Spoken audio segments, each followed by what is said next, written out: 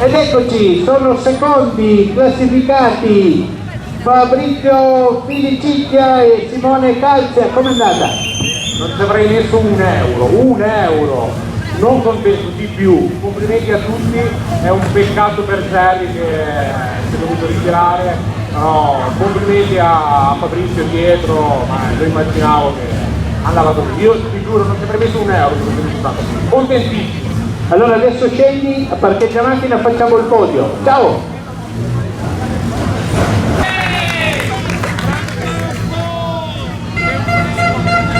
Secondi classificati, Filicicchia-CALZIA. Cambiare una volta perché cambiare una volta. Bottiglie. Distacco!